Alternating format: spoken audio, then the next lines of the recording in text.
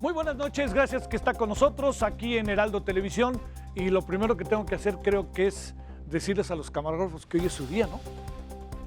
Eso me dijo el señor. Entonces, bueno, pues felicidades a los camarógrafos. De todos lados, aquí no discriminamos. Bueno, muchas gracias que está con nosotros.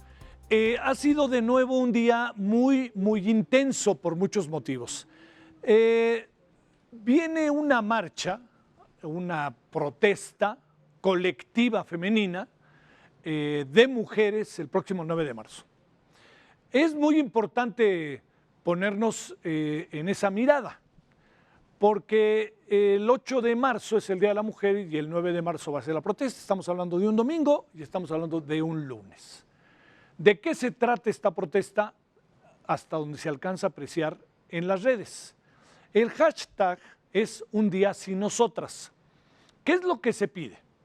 Que todas las mujeres del país, todas, hablamos de todas las edades, incluso habrá que ver qué pasa con las escuelas, se manifiesten contra los feminicidios con su ausencia en las calles, en el trabajo y en centros escolares. Lo importante del asunto adquiere, creo, una gran relevancia para el país, porque si alguien andaba buscando protestas creativas, me parece de manera desafortunada, pues aquí ha aparecido una protesta que es profundamente creativa, pero que le va a tocar el alma a este país. Y esto se debe a que al fin y al cabo los feminicidios de los últimos días, que se han agudizado, que quede claro, no son nuevos, están creando una toma de conciencia quizá como nunca antes se había dado. Permítame decirlo de esta manera. Creo que hoy el tema de las mujeres para este país es un camino sin regreso. ¿Qué quiere decir? Que no hay manera de poder regresar a otro momento de vida de país en la relación que el país guarda con las mujeres. Y también, dicho de otra manera, quiere decir que el gobierno, el actual gobierno, debe de tener muy claro que los feminicidios forman parte de un todo. Son la parte más dolorosa, pero forman parte de un todo integral que, como nos decían esta misma semana, la directora del Instituto de Estudios de la Mujer de la UNAM decía, cuando yo le dije, es un asunto de décadas, le dije, perdóname, de siglos, y ella me acabó diciendo, Javier, de milenios. Este es un momento que paradójicamente dentro del dolor es la oportunidad para establecer una relación distinta del país en su conjunto, de los hombres particularmente, con las mujeres. Es una oportunidad, créame, importantísima. Y es una oportunidad que si alguien debe enarbolar es el gobierno de México. Y el gobierno de México debe de ver que esto es un asunto que no tiene que ver con hechos concretos. Sí tiene que ver con dolorosos hechos concretos, pero este es un asunto integral. Y como aquí también esta semana hemos hablado, por eso hemos querido empezar con este tema, tiene que ver con lo que las instituciones de educación superior hagan, porque ellas son una especie de trampolín del desarrollo sistemático de México. Y en este sentido, la problemática que está viviendo la UNAM debiera ser la piedra de toque para debatir y discutir estos asuntos a través de foros resolutivos o de instrumentos que permitan discutir y debatir este tema que de repente da la impresión que en algunas instancias no entienden que no entienden. ¿Qué pasó el día de hoy? La tarde de hoy, el ministro presidente de la Suprema Corte de Justicia, Arturo Saldívar, habló de este tema por primera vez abiertamente, lo que no significa que no haya estado en el tema, que es muy importante plantearlo. Expresó su rechazo a la violencia hacia las mujeres e hizo un llamado a erradicar la educación, así lo nombró, machista en la sociedad. También manifestó su rechazo a la propuesta de hace unas semanas, aquí viene lo que podríamos decir, si usted me permite, la nota, hace unas semanas del fiscal general de reformar el delito de feminicidio. Así lo planteó el presidente de la Suprema Corte de Justicia de la Nación. El homicidio agravado de mujer es inconstitucional porque viola el principio de igualdad. El feminicidio no se castiga diferente porque se trate de una mujer, se castiga diferente porque es un crimen de odio, Es un crimen de odio por motivo de género. Por ello, el tipo penal de feminicidio tiene sentido. Se puede mejorar, se puede perfeccionar, pero no puede. Bueno, sobre lo mismo. Mañana viernes, la Secretaría de Gobernación ahí se va a llevar a efecto una reunión urgente para delinear acciones en favor de una vida libre de violencia para niñas y mujeres en el país. ¿Quiénes están convocadas? Que espero que estén todas las que deben de estar. El Instituto de las Mujeres, la Comisión Ejecutiva de Atención a Víctimas, la Comisión Nacional de Búsqueda, entre otras. Y bueno, estaría muy bien que también invitaran a organizaciones de mujeres que particularmente en los últimos días se han manifestado por las calles. Bueno, la tarde de hoy, estudiantes del CCH Sur, esto es al sur de la Ciudad de México, y Oriente, es el CCH Sur para los que lo ubican, lo digo sobre todo para los que no viven en la Ciudad de México, muy cercano a Ciudad Universitaria, a donde está el campus.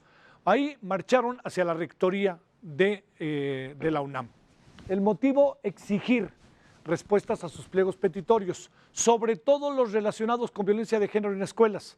Tras bloquear por una hora Insurgente Sur, el secretario general de la universidad, Leonardo Lomelí, recibió sus pliegos petitorios con el compromiso de dar respuesta a más tardar el martes que entra, que es el 25 de febrero. Antes de retirarse, las alumnas realizaron un performance frente a Rectoría que llamó poderosamente la atención. Veamos.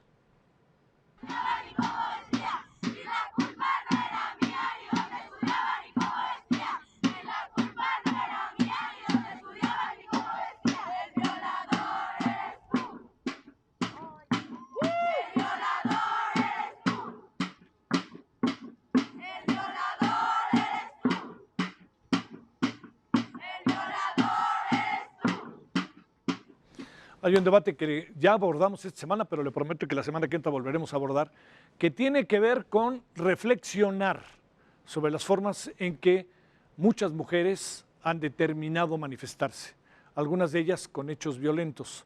Muchas de las mujeres, aquí mismo hemos tenido testimonios, se hacen una pregunta, y hagámonos todos la pregunta, sin ningún tipo de filias y fobias. Si las mujeres se manifestaran de otra manera, ¿les harían caso o no? ¿O tenemos que nosotros, los medios de comunicación, reportar la violencia de los actos, haciendo a un lado la justificación de las demandas? Es un tema para debatir y por lo que hemos escuchado, si las mujeres se manifestaran de otra manera, a lo mejor no estaremos volteando a ver lo que está pasando, más allá de los hechos lamentables que hemos vivido en las últimas semanas. Ayer informamos de la detención de una pareja presuntamente implicada en el asesinato de la pequeña Fátima. 24 horas después, continúan declarando en la Fiscalía Regional de Atizapán, Estado de México. Detenidos, ¿cuál es el motivo? Usted lo recordará, por el delito de cohecho, ya que ofrecieron dinero a los policías para evitar su captura. Aún no se han librado las órdenes de aprehensión por el crimen.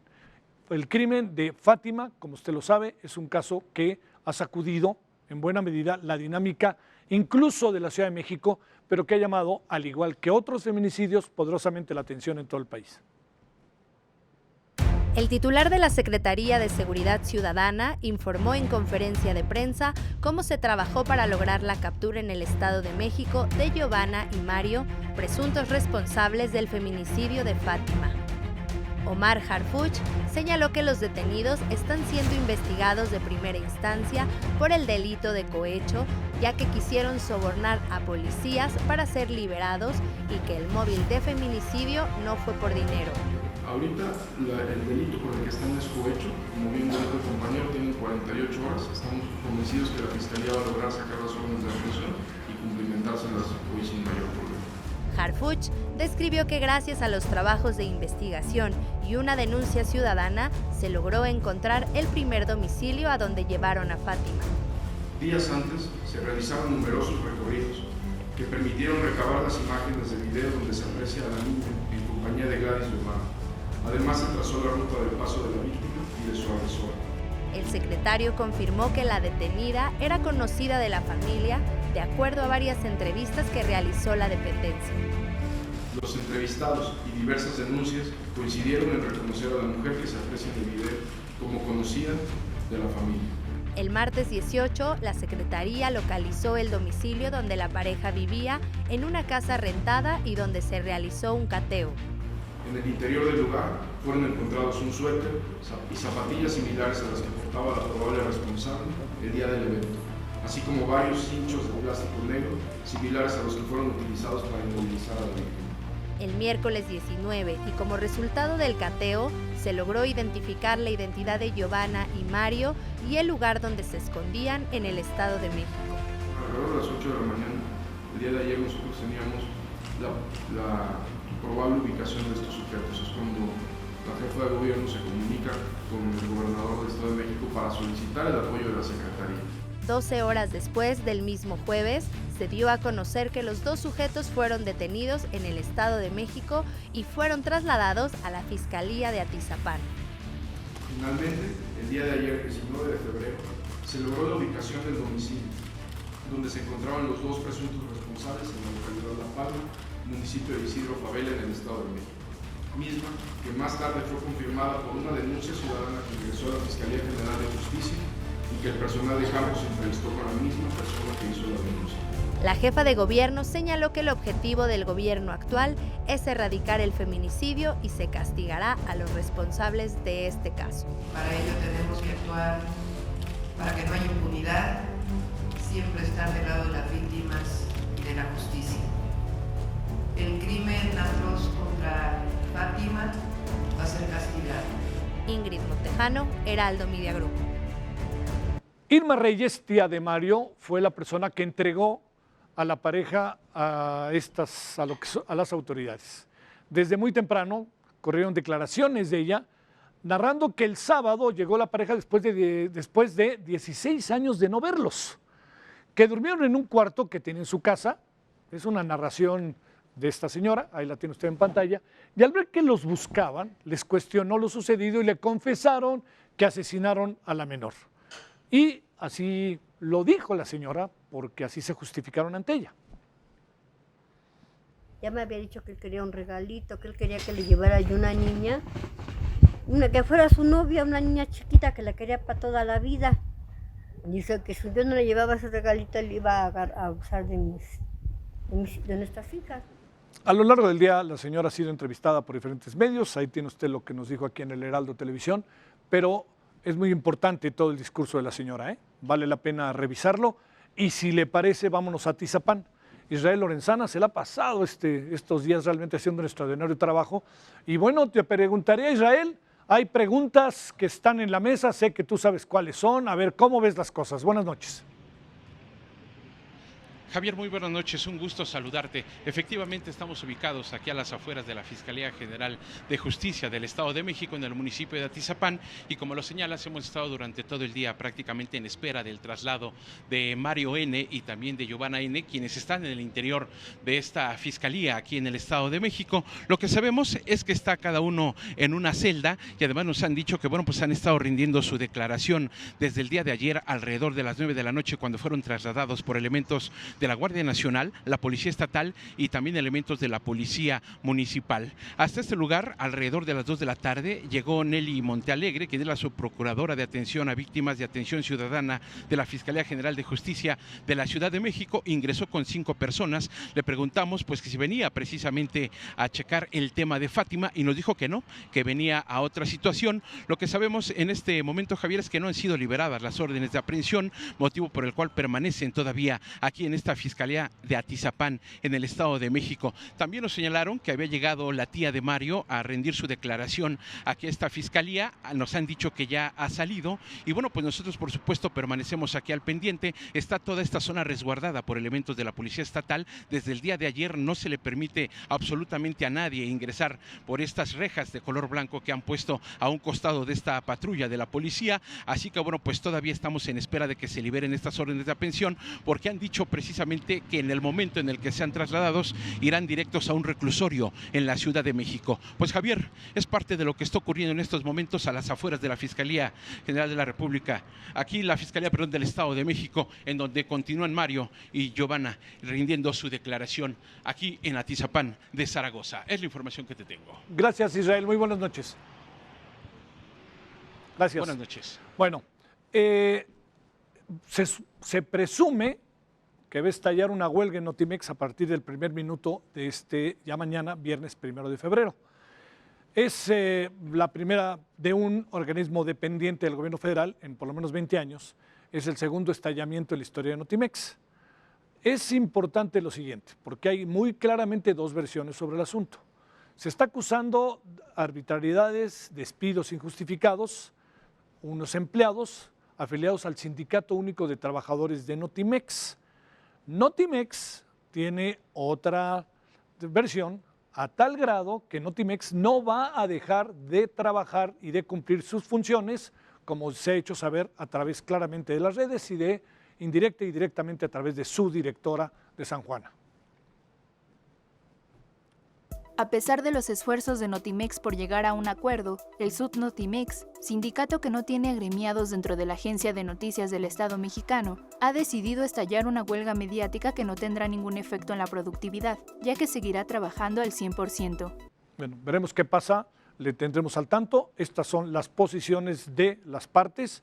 Lo que parece un hecho es que se estallará la huelga y lo que parece un hecho es que Notimex no dejará de ofrecer los servicios que ofrece cotidianamente.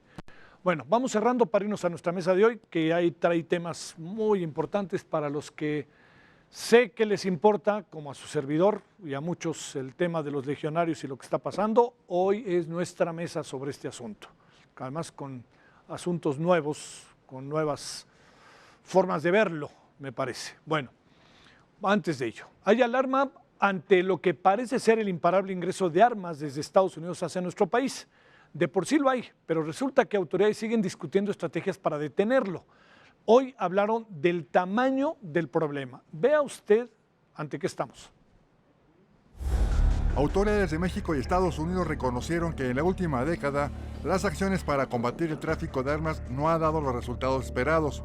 Por ello, el titular de la Secretaría de Seguridad y Protección Ciudadana, Alfonso Durazo Montaño, estimó que actualmente existen en México 15 millones de armas de fuego sin ningún tipo de control. Históricamente han entrado 2.000 armas diarias de contrabando a nuestro país y parecería, en el contexto de un país de más de 2 millones de kilómetros cuadrados, una cifra menor, pero cuando la sumas al conjunto de un año, te da alrededor de 700,000 armas y por eso hay una estimación estadística de que hay alrededor de 15 millones de armas en el país sin control. El funcionario federal refirió que más allá de buscar limitar la venta de armas en la Unión Americana, lo que se debe hacer es tener un control más estricto sobre las personas que compran y venden armas y cuántas veces lo hacen. Durazo Montaño sostuvo que en el 70% de los delitos que involucran un arma en México, esta fue ingresada de contrabando y tiene su origen en Estados Unidos. Por eso reitero, tenemos que cambiar la visión sobre la incidencia de la facilidad para disponer de un arma en la inseguridad de nuestros dos países. Si no llevamos al lugar relevante y prioritario que debe tener en la incidencia criminal esta facilidad para disponer de un arma, eventualmente podríamos concluir sin resultados satisfactorios. Durante la ceremonia con motivo de la reunión bilateral de Planeación y Seguridad Fronteriza llevada a cabo en las instalaciones de la dependencia federal, con la presencia del embajador de Estados Unidos en México, Christopher Landau, quien destacó que en las reuniones entre ambas naciones ya no solo deben de quedarse en el diálogo, sino que tienen que dar resultados. Ante el embajador Alfonso Durazo sostuvo que no se trata de endosarnos unos a otros este problema. Destacó que ambos países tienen responsabilidades y capacidades extraordinarias para sumar, diseñar y operar una solución definitiva. Heraldo Media Group, Luis Pérez Coutat. Bueno, vamos a lo que vamos a debatir hoy en la noche. Antes le adelanto que antes de que entremos al debate, les voy a preguntar a nuestros invitados, distinguidos y queridos invitados, sobre cómo ven esto que está pasando ahorita, el tema de las mujeres, etcétera, porque de alguna otra manera todo va concatenado. Bueno, le doy antecedentes. Los Legionarios de Cristo son una congregación fundada en 1941 por el pederasta Marcial Maciel. Cuenta con 961 sacerdotes, 617 seminaristas repartidos en 150 colegios en todo el mundo, por lo que se constituye como una de las comunidades más adineradas en el mundo. Sin embargo, su historia, todos sabemos, está claramente marcada por cientos de acusaciones de abuso sexual contra menores de edad por parte de su fundador. El pederasta Marcial Maciel murió en 2008, pero fue hasta diciembre de 2019 cuando la congregación reconoció a través de un informe que entre 1941 y 2019 algunos miembros abusaron 175 niños, 60 de ellos agredidos por el mismo Marcial Maciel. Déjeme decirle algo más, que Alberto Atié lo he escuchado, que está con nosotros varias veces. En la gira del Papa a México, cuando íbamos rumbo a Roma ya para acabar la gira, su servidor le preguntó al Papa Francisco sobre este tema, directamente. Fueron dos temas. Uno, que ha trabajado, quiero ser enfático, Alberto Atié mucho, que tiene que ver con los sacerdotes que abusan de los fieles, de la grey, como se dice, y que son cambiados de iglesia precisamente para que no los encuentren o para exonerarlos, como usted lo quiera ver. Sobre ese tema dijo, no son por ningún motivo bienvenidos y deben de ser expulsados de la iglesia. Y sobre el tema de Marcial Maciel, puso particular énfasis en lo que se hizo recientemente y en lo que la iglesia había hecho. Yo me permití repreguntar, que es difícil, como lo puede imaginar, oiga, Papa, déjeme decirle, ¿es suficiente? Y bueno, pues ahí acabó la conversación. Tengo la impresión de que el Papa Francisco sabe bien que no era suficiente. ¿Quiénes están hoy con nosotros? En verdad que les agradecemos profundamente que estén con nosotros. Alberto Atié, ex consejero consultivo de la... ¿estás en la...? Estuve en la CNDH. En la CNDH, como sí, y ya no estás. Renuncié. Por algo ex consejero consultivo. No quisieron que fueras director presidente de la CNDH. Llevaron a cabo un procedimiento totalmente cochino, sucio, ilegal, y estamos en procesos de ampararnos y de ir a instancias internacionales, Javier. Bueno, pero es un personaje muy reconocido y querido por todos, comprometido, y para los que lo conocemos nunca olvidamos cuando hicimos el programa Círculo Rojo lo difícil que fue para él muchas de las cosas que nos dijo en un momento particularmente difícil. Y si hablamos de personajes así, fuertes, ¿verdad? También tenemos que decir que Ana Lucía Salazar fue víctima de abuso de sacerdote de los Legionarios de Cristo y ha hecho un trabajo formidable, porque no ha bajado la guardia para nada en momentos en donde yo presumo, lo platicaremos, como dice la abuelita, ¿no? El mundo se le venía encima. Bueno, Ana Lucía, ¿cómo estás? No, muchas gracias, agradecida con el espacio y pues bueno, aquí estamos para que vean que no estamos cansados de pelear. No estoy cansada de pelear, no estoy cansada ni me voy a cansar. Así que yo espero que tengan, ya empiecen a tener a la mano qué respuestas dignas, justas o lo más cercano a la justicia van a dar por el bien de la infancia de México. Porque un sacerdote y una institución religiosa no va por encima de la dignidad del cuerpo y de la identidad de ningún niño y de ninguna niña, al menos de este país, por supuesto de todo el mundo, pero vamos a empezar por nuestro país que se está cayendo a pedazos, ¿no? Bien. Quisiera pensar que no. Pues yo quisiera pensar que somos más los buenos, pero últimamente me he dado cuenta que no. Bueno, a ver, les pregunto sobre cómo ven las cosas ahora o entramos directamente al tema, como ustedes quieran. La verdad que lo pongo a su disposición. ¿Entramos luego al tema? Soy una feminista recalcitrante, yo me identifico muchísimo, nunca he salido a rayar una pared, pero me identifico con las mujeres que salen, rayan y queman porque me identifico con su emoción y con su enojo. Si yo hubiera tenido oportunidad, regresaría el tiempo y por supuesto les tumbaba la capilla donde me violaban. A ver, algo brevemente, aunque sea, Alberto. Pues bueno, agradecerte por supuesto. Yo considero que eso que permitió el ingreso y el inicio de tu noticiero en la forma en que lo hiciste me parece magnífico. Quiero decirte de mi parte que estamos trabajando en el tema desde el ángulo que nos corresponde. ¿Sí?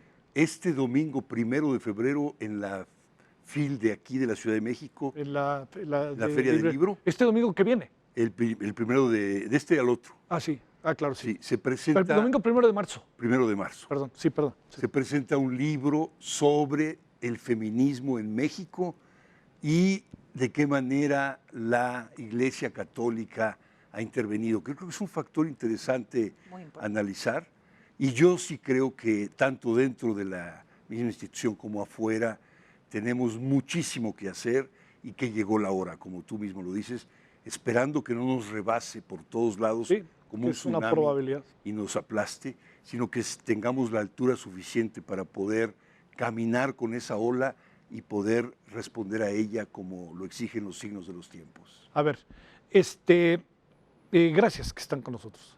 Yo sé que es un tema que tú has discutido mucho públicamente y en lo privado, Alberto, que hemos hablado muchas veces del tema, pero a ver, yo quisiera acomodar un pasito adelante, ¿no? ¿Cambiaron los legionarios o no cambiaron los legionarios? Pues cambiaron de director general, pero no de estructura, de procedimiento institucional, sus usanzas son las mismas. El director general actual tiene un caso en Estados Unidos de encubrimiento de pederastia, o sea, ya en los medios de comunicación expuesto. Creo que no han cambiado en lo absoluto. ¿Cómo van a cambiar si siguen resguardando pederastas dentro de la institución? Nos dicen que los están resguardando, pero no nos dicen quiénes son, en dónde están, si tienen contacto con niños, por qué no los han entregado a la justicia, quiénes se sienten ellos para no entregar a la justicia un pederasta. ¿Quiénes son estos señores que se creen por encima de la ley? Se creen por encima de cualquier decreto presidencial, de cualquier decreto legal, del Estado mexicano, de la justicia. Se sienten por encima de la gente, de la sociedad, de los niños y de las niñas. Bueno, a esos los aplastan y comen de ellos, que es el peor cinismo que hay. Y aparte de todo eso, juegan a ser novedosos, ¿no? A decir que no sabían, que están muy avergonzados, que van a cambiar, que toda la culpa la tuvo el muertito de Maciel, y cuando ya no se la pueden echar a Maciel, le echan la culpa a gente dentro de la Santa Sede. Entonces nos hacen entender que hay una colusión con la Santa Sede y que todo este manejo institucional es parejo en toda la Iglesia. Es tremendo, la verdad, a mí me parece abominable, monstruoso, me parece que no han cambiado en lo absoluto, y lo que es peor, no tienen siquiera ganas. No tienen ganas ni humanidad, ni porque somos seres humanos, tienen la iniciativa de querer hacer las cosas bien. A ver, Ana Lucía, perdón, ¿qué edad tenías? Cuando Fernando Martínez, sí, 8 años recién cumplidos. 8 años. ¿De qué fuiste consciente? ¿De algo o de nada en ese momento? De casi nada. De casi nada. Me costó mucho trabajo reconstruir mi historia. Sí. Hoy, ¿Se repitió en varias ocasiones? Sí, durante 1 año 3 meses. Durante 1 año 3 meses. ¿Cuál era tu reacción externa? ¿Como que eras una especie de elegida o como que algo raro estaba pasando? ¿Qué es lo que sucedía contigo? Bueno, primero que todo, yo fui víctima de muchas maneras. La primera manera en la que fui víctima es de un engaño brutal. Fernando Martínez me engañó para poder violarme. Entonces, evidentemente... Perdón, ¿qué quiere decir eso? Que él me decía, oye, yo creo que tú eres una niña muy linda y muy especial y yo quiero que tú me ayudes a recoger la capilla. Entonces yo en mi inocencia, porque era una criaturita, la verdad, para mí era lo máximo que, pues, la máxima autoridad, claro, que aparte era un padre y yo lo veía tan cercano a Dios, un hombre tan bueno, me eligiera a mí para recoger la capilla y para ayudarle. Yo hubiera sido capaz de lo que fuera por ayudarle, porque yo le tenía un cariño genuino. Él se ganó mi cariño y aparte abusó de mi afecto, me explico, en todos los sentidos, porque su mente estaba por un lado que yo en mi vida imaginé. Y hice muchos esfuerzos por agradarle, por congraciarme con él, y mis esfuerzos eran recoger la capilla y, pues bueno, contestarle todas las cosas que me preguntaba en las confesiones, aguantar callada que de pronto me subiera el vestido y me tocara del cuerpo. Cosas que me costó mucho trabajo soportar y que tenía un gran debate y cuestionamiento interno. ¿Por qué si es un padre esto que me hace sentir tan mal? Y luego me regañaba sola. ¿Cómo te atreves a pensar mal de un padre? Claro. ¿Cómo te atreves? ¿Cómo se lo vas a decir a alguien? Te van a regañar por estar hablando mal de un padre, ¿no? Entonces, esta falta de discernimiento que adquirí hasta más tarde. ¿Cuándo presumes que fue como ese primer momento de la toma de conciencia? Te lo pregunto por esto, porque cuando platicábamos muy detalladamente, yo le decía a José Barba, a ver José, ¿por qué no? ¿Qué pudo pasar contigo que no lo contaste antes? Dice, es que lo olvidas, lo colocas, ¿no? Como en otra parte, en otro cuarto de tu cabeza, y un día sale, que es la famosa película de Spotlight, la película sobre también de lo que sucede en Boston. La mayoría no inmediatamente lo pone en la mesa de su vida, sino tardas en ponerlo. ¿Cuánto habrá tardado para que tú tomaras esta conciencia y dijeras, a ver, aquí todo lo que está pasando no es debido? Pues yo hablé en 1992. ¿Qué edad tenías? 9 años. 9 años. Pero yo que rompo con esas teorías del olvidas. ¿No estás de acuerdo? O sea, lo digo en función de lo que yo he visto. Las víctimas tienen diferentes mecanismos de defensa y algunos sí reprimen totalmente la experiencia. Habemos otros que tenemos como post-its mentales, o sea, notitas mentales. Ajá, en donde, por ejemplo, a mí no se me podía olvidar que el padre se llamaba Fernando, que yo tenía 8 años y que fue en la capilla del colegio y que me decía que Dios nos estaba viendo. O sea, eran cosas como muy puntuales. Otra de mis compañeras tenía un post-it mental que decía, no se me va a olvidar que nos metió los dedos en la vagina. Que le pasó lo mismo que tú, de tu compañera. Sí. Entonces, hemos hablado como, ¿tú qué anotación tenías? No, pues teníamos diferentes como anotaciones mentales. Cuando nos juntamos a hablar, entendimos un poco, oye, en las confesiones nos hablaba de cosas feas, o sea, de cosas sexuales que no entendíamos, que nos hacían sentir muy mal. A mí me guiaba por plática sexual. Ay, si yo le decía, no sé, me dio flojera bañarme. Y cuando te bañas, ¿en dónde te tallas? ¿Y en dónde te tocas? ¿Y qué haces? ¿Y te gusta? ¿Y sientes rico? Y cuando te sentaba en sus piernas y se masturbaba y las cosas que me decía, ¿no? Porque era un tipo que pensaba que tenía una relación conmigo. O sea, era una persona totalmente malvada. ¿Vivías con ellos o no? No, yo era de un colegio. O sea, yo estaba en el Cumbres de Cancún y yo iba a la capilla porque una maestra nos sacaba, Aurora Morales nos sacaba. Bueno, puedo decir me sacaba porque yo era solitaria, pero también a otras niñas les pasó igual, que te hablaba porque el padre Fernando quiere que vayas a la capilla o quiere que vayas a su oficina. Y cuando íbamos para la oficina, había un montón de gente de administración que nos veía. O sea, es increíble que hubo un montón de adultos indolentes a los que no les interesaba que salíamos las niñas llorando o que el padre se encerraba con niñas y cerraba las persianas. Me explico, todo era de verdad descarado. El padre pasaba por los pasillos y a los niños de kinder les daba beso en la boca. Bueno, a ver, si me permites, Ana Lucía, vamos a hacer una pausa. Todo eso lo dejé pasar con toda intención, Alberto, por las pláticas que hemos tenido, por lo que tú conociste, por tus fuertes y muy significativas y razonables dificultades con Norberto Rivera. No se nos olvida que de alguna otra manera todo es una especie de lo mismo, ¿no? Variantes, pero de lo mismo, con otros nombres y otros apellidos. Bueno, vamos a la pausa y regresamos para seguir con esto. Bueno, antes de que continuemos, una información importante: la Fiscalía General de la República ha confirmado ya la extradición a Estados Unidos de Rubén Oseguera, ni más ni menos que el Menchito, el hijo de Nemesio Oseguera, líder del cártel Jalisco Nueva Generación. El gobierno de ese país lo busca por el delito de asociación delictuosa para distribuir drogas. En México tiene pendientes varias causas penales que van desde operaciones con recursos de procedencia ilícita, cohecho y portación de armas de uso exclusivo del ejército. Es considerado el segundo en la estructura del cártel y presunto encargado del tráfico y la compraventa de droga. Bueno, esto está en curso ahorita, ya está el Menchito allá en Estados Unidos.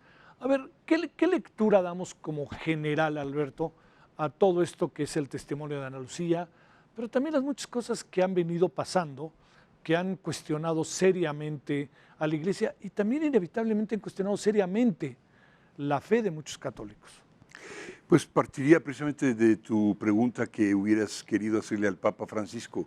No fue suficiente condenar a Maciel, no fue suficiente señalarlo como la manzana podrida dentro de sí, la claro, canasta sí. de manzanas maravillosas de los legionarios. No fue suficiente. Hoy vemos precisamente que hay un segundo, tercero, cuarto, quinto capítulos llamados Legionarios de Cristo. Uno de ellos era el fundador y sus abusos y manejos de dineros y otras cosas que apenas estamos empezando a saber. Pero otros capítulos tienen que ver con sus seguidores, sus discípulos.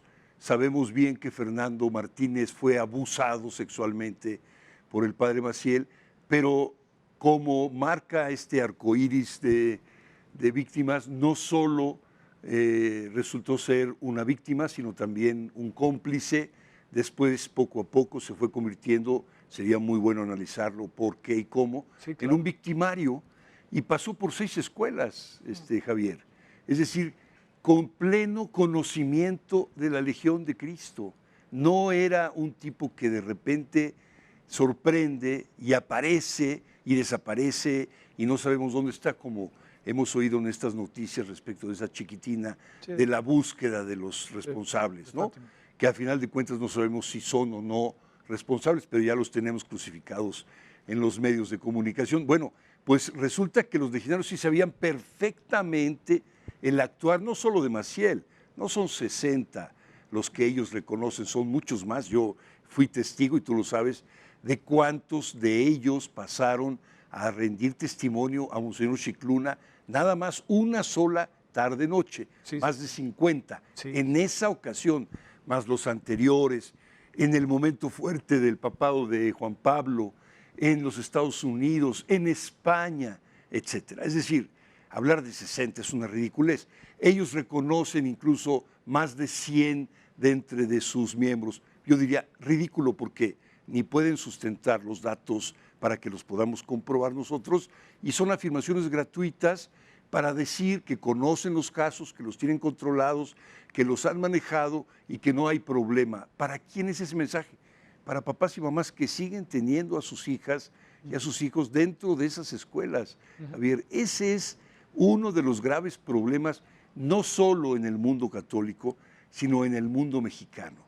Las niñas, las mujeres en general no son reconocidas como personas con dignidad, no son reconocidos sus derechos y se busca el silenciamiento como la virtud más importante de su vida, que se callen, que mantengan su sufrimiento dentro de su ser sin gritar ni decir nada. Eso se acabó históricamente, es lo que está pasando. Es lo que está pasando. ¿No? Se acabó, y además, lamentablemente, ante el vacío del Estado, porque es otro grave problema que tenemos, el Estado no está dándose cuenta del significado de este grito desesperado y está creyendo que lo puede controlar porque va a pasar el tiempo y el tiempo se va a encargar de apaciguar esta problemática. Es exactamente lo mismo que en la Iglesia, Javier. No es cuestión de tiempo, es cuestión de llevar a cabo las acciones correspondientes para ir terminando con estas atrocidades. La Iglesia no lo ha hecho, el Estado mexicano no lo ha hecho. Nosotros estamos luchando, tuvimos una muy fuerte conversación con el senador Monreal para mantener la iniciativa de que se abriera una comisión. México tiene muchísimos casos, ya nos lo señaló el comité en 2015, el Comité de los Derechos del Niño, y seguimos como si no pasara nada. Sí, sí. ¿No? Somos el primer país del mundo en abuso sexual infantil, somos el primer país del mundo en pornografía infantil, en trata de personas. Es decir, vivimos una atrocidad en materia de derechos y de injusticias hacia niñas y niños, y vivimos como si el espejito del avión nos fuera a resolver los graves problemas. Claro. Javier, no es cierto, es falso. Sí, a ver, déjame plantearte una cosa, Alberto. Con esto de la Iglesia de la Luz del Mundo, el personaje que está detenido en Los Ángeles, Nazón. creo, sí, Nazón. sí. Sí. ¿Qué está pasando? Digamos, ¿qué presumen? Te planteo primero la pregunta a ti, Alberto. ¿Qué presumen que está pasando en un mundo que además para la gente es muy cercano, muy esperanzador? O sea, digamos, de las cosas que a mí más que platicábamos, ¿no? Que más fuerte me parece de Maciel además del abuso per se, es la traición a los padres de familia. Es una traición brutal la que le hicieron a los padres de familia. Pero a ver, te pregunto, ¿qué presumes que está pasando? ¿Qué pasa en las iglesias? ¿Qué pasa? No generalizo, pero en estas que están muy señaladas. ¿Qué supones? Bueno, te diría que, digamos, desde un lado, históricamente hablando, hay que decir que llegó el momento, ¿no?, de Me Too, como decían en Estados Unidos. Nosotras también. Es decir, habíamos concentrado mucho el caso de la pederastia en los niños, lo cual es cierto en muchos casos, pero el mundo de las niñas emerge como un mundo que irrumpe dentro de un control de seres humanos llamados hombres, varones, que de alguna forma u otra tenemos el control en Occidente y el control también en Oriente, porque el mundo musulmán y el mundo judío no están muy lejanos del mundo judeocristiano nuestro en términos del trato hacia las mujeres. Entonces, irrumpe como una supuración no controlable, no esperada, no manejable. Y eso me parece extraordinario.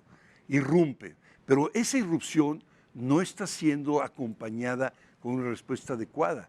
No sabemos cómo construir sociedades más iguales, más equitativas, más proporcionalmente hablando en términos de números, de igualdad de género y de equidad de género. No sabemos, no tenemos esos parámetros y entonces tenemos como una especie de crisis y lo que esperamos muchos, incluyendo el Estado mexicano, las autoridades religiosas y otras, esperamos que el tiempo aplaque esto y volvamos a la normalidad a la cual, como tú dijiste hace un momento, nunca más esperamos volver a regresar, que avancemos.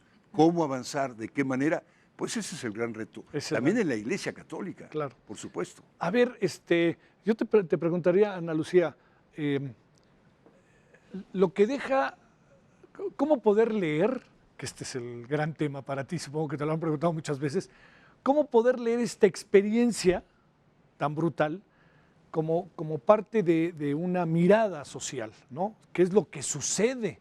¿Qué es lo que pasa? Digamos, no legionarios aparte, pero legionarios y muchas otras cosas más. Pues bueno, como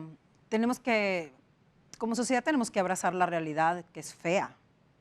O sea, sí no nos gusta, sí nos cuesta mucho trabajo saber que nuestra infancia, nuestra sociedad infantil está adolorida, está afectada y que guardan tanto dolor porque sufren violencia de muchas maneras, son personas que no pueden poner una denuncia, son personas que piden ayuda a los adultos que tienen cerca en dado caso que pidan ayuda, son personas que no tienen las herramientas para discernir, me explico. Entonces, toda esta batalla interna que llevan los niños y las niñas, un día emerge en violencia hacia la sociedad, me explico. Un día están tan enojados que crecen y que van y se enojan y cometen quizá actos que no era lo esperado, que dices, ¿cómo es posible que un niño tan joven se atreviera a violar a una bebita de 11 meses, que son las noticias que vemos todos los días?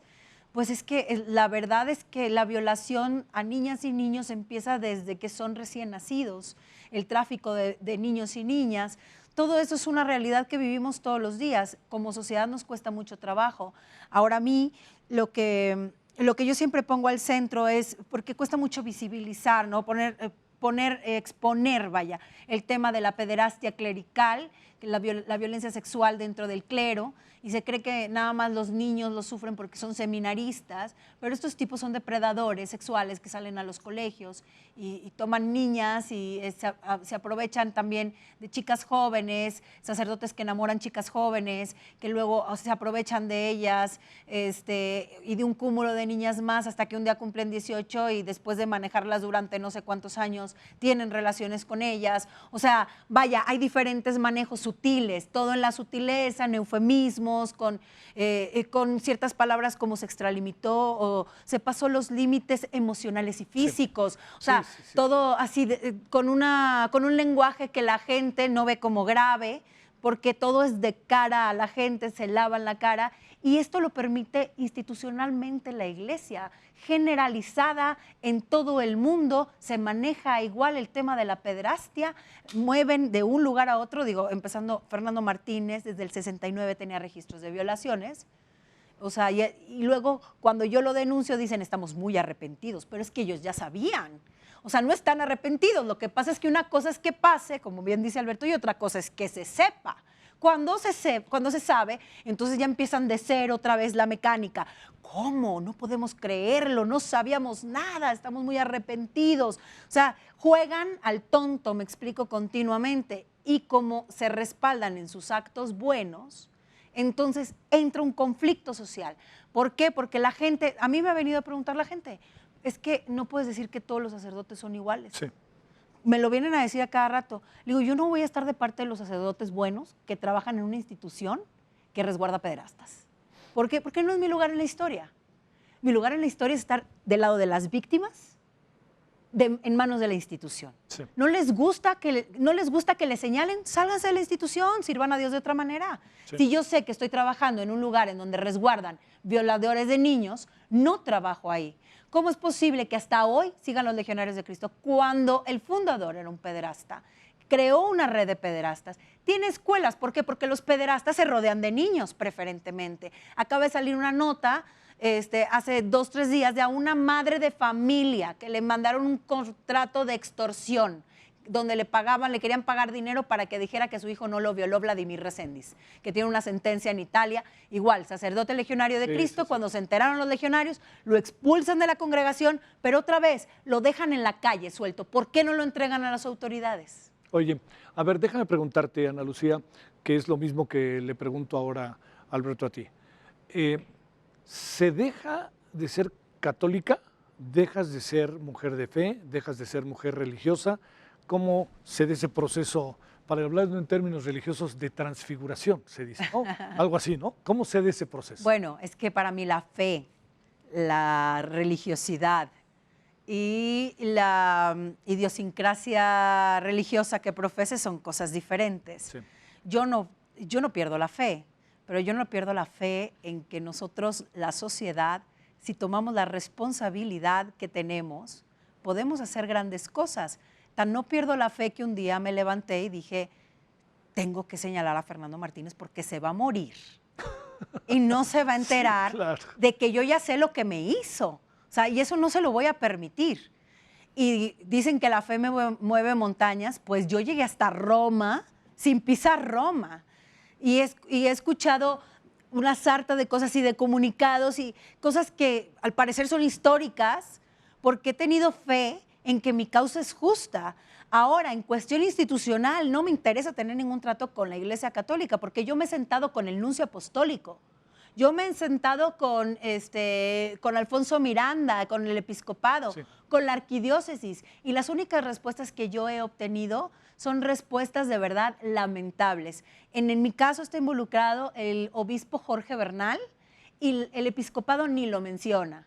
Sí me explico, cuando es parte de los obispos, no lo menciona, pero salen y luego dan discursos de estamos a favor de las víctimas, no queremos que este delito prescriba. Nada más dijeron que iban a hacer una comisión y al día siguiente salió Cabrera y Alfonso Miranda y el otro señor que no sé cómo se llama, pero salieron a decir, vamos a hacer otra comisión nosotros. O sea, ellos juegan a investigarse solos, o sea, ellos viven en misión imposible. Se investigan solos, crean casos, se contestan solos, se castigan solos. No, señores, así no funciona. Entonces, fe en ellos, no. La religión católica me parece que ha minado nuestra sociedad. A las mujeres nos ha enseñado que si te están matando a tu hijo en una cruz, tienes que quedarte callada porque es el designio de Dios. Yo creo que si Dios realmente existe, no es como lo están pintando estos señores. Es más, si hoy baja Dios, se va a poner de mi lado y del lado de los niños violados por la institución, y a la institución le va a decir, ni los conozco. O sea, no los conozco, me niego de ustedes. A ver, Alberto, esta parte que entiendo que nos da para mucho, que es los términos, incluso hoy, socialmente, de religiosidad. ¿En qué estamos parados? Tenemos 3 minutitos, te doy la palabra. ¿Qué pensar de eso? Y más tú, lo recuerdo, que dijiste, si no pasa algo con Norberto Rivera, dejo el sacerdocio después de 23 años. 20. 20 años, después de 20 años. y que a los 2 años, o 3 quizá, después, dejaste el sacerdocio. En 2003. Exacto. Fue en 2002 cuando... Entonces, al año siguiente. Al año siguiente. Estabas en Chicago. Hubo que hacer un procedimiento ahí que me retuvo en el tiempo, pero bueno, ya había... Pero además que te tenían en Chicago en las peores condiciones, en una iglesia, ¿no? O sea, el cardenal me ofreció hacerme obispo si yo me callaba o me iba del país, y me fui del país. Sí. Y después me encontré el caso del cardenal Bernard Law en Boston, ¿no? A ver, déjame preguntarte esto de la religiosidad. ¿Qué pasa? ¿Traemos una crisis de fe o traen los que son creyentes pues una crisis de fe? ¿Qué es lo que sucede? Pues mira, sería un tema, por supuesto, a tratar. Yo sí creo que estamos en un cambio verdaderamente profundo de época y no solo de cambios circunstanciales o coyunturales. Estamos cambiando de época. Ese cambio de época trae, por supuesto, crisis de todos tipos, incluyendo lo religioso, y abre perspectivas nuevas de incertidumbre y de esperanza, ¿no? Entonces yo diría que hay que cuidar las dos cosas. Estamos verdaderamente en una crisis de los cambios que trajeron la Segunda Guerra Mundial, del orden mundial que se creó aparentemente para un cierto equilibrio. Se están buscando nuevos modelos de imperialismos, etcétera, ¿no? Pero por otro lado, vivimos una crisis humanitaria tremenda. Y ahí es donde entra la falta de respuesta de lo religioso, yo creo. Lo religioso ya no da para responder, no está ayudando a entender la problemática humana en el mundo contemporáneo y se crean unos vacíos terribles. Ni los estados modernos, ni las organizaciones, ni las instituciones. Entonces vivimos una especie de angustia y además, obviamente, anexado todo esto a una posible, pues, digamos así, apocalipsis de la naturaleza, ¿no? Una caída estrepitosa de este medio ambiente que se está cada vez más lacerando por nuestras acciones de buscar el dinero por encima de todo. Entonces estamos en una angustia de época. Se termina algo y viene algo nuevo. ¿Qué viene? ¿Cómo viene? Ese es el gran reto. ¿Quién sabe? Sí, déjame citarte una frase de Agustín, porque a él le tocó exactamente el final del Imperio Romano y fueron a buscarlo para decirle, se nos está derrumbando el imperio. Y entonces él les dijo, vienen a decirme que se acabó una época, estoy de acuerdo, pero no se olviden que empieza otra. Y en esa también nos toca ver qué podemos hacer. Yo creo que es eso, las dos cosas. ¿Seguiste siendo un hombre de fe? A ver, qué bueno que me preguntas. Yo te diría, en mi experiencia, se me acabó completamente la institución católica, el sacerdocio, el episcopado, el papado. No tiene nada que decir al mundo de hoy contemporáneo. Uno tiene que buscar esas certezas de las que Jesús sí nos enseñó. Por ejemplo, el sentido de las personas. Yo sí creo que eso fue una gran aportación de Jesús y de su evangelio al mundo contemporáneo. Ahí está Martin Luther King y están otros maravillosos héroes y heroínas de nuestra historia que nos enseñaron el sentido de lo humano y que han dado su vida por ello. Yo creo que este sentido, ahora, junto con eso, el sentido de la naturaleza, por supuesto. Muchas gracias, Ana Lucía. Alberto, muchas gracias. Gracias por estar aquí. Gracias a ti. Adiós, pásale bien.